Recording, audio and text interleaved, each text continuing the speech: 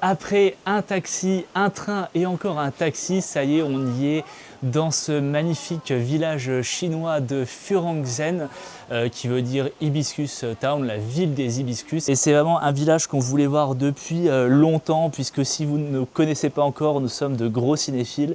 Et ce village a été rebaptisé grâce au cinéma, grâce au film, justement, Furongzhen. C'est pour ça que ça s'appelle la ville de Furong. Ce village, il est quand même assez vieux, puisqu'il a 700 ans. Enfin, en tout cas, les premières traces datent d'il y a quand même 2000 ans, mais un peu plus officiellement, il a quasi 700 ans. Cette magnifique vallée a été formée par l'eau et d'ailleurs, le village est construit tout autour de cette cascade. Ok, là on emprunte du coup un chemin qui nous permet de passer derrière la cascade. Et qu'est-ce qu'il y a là? Des sculptures. Et oui, je vous disais, le village date quand même d'il y a plus de 2000 ans. Et un peu partout dans ce village, on trouve des sculptures qui rappellent un peu la vie des anciens habitants. Alors il y a des spots photos tout le temps. Vous pouvez mettre des costumes traditionnels un peu partout ici en Chine. Il y a toujours des spots photos avec des costumes d'époque. Et là, visiblement, c'est des costumes des deux ethnies qui vivent principalement ici, les Tujia et les Mao, qui a toujours vécu du commerce, de la pêche, parce qu'ici on est quand même sur un point important du commerce fluvial. Il vient de nous offrir un petit crackers au riz soufflé, goût crevette.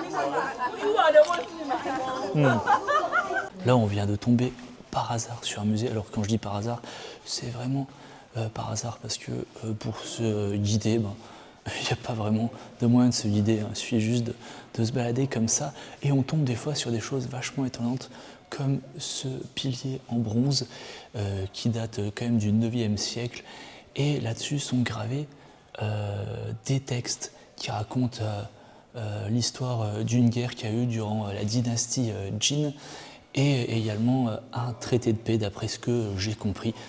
On est en train de chercher un restaurant, le restaurant du film qui a donné le nom au village.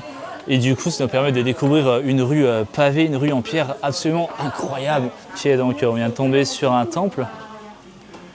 Et il y a des trop beaux chats.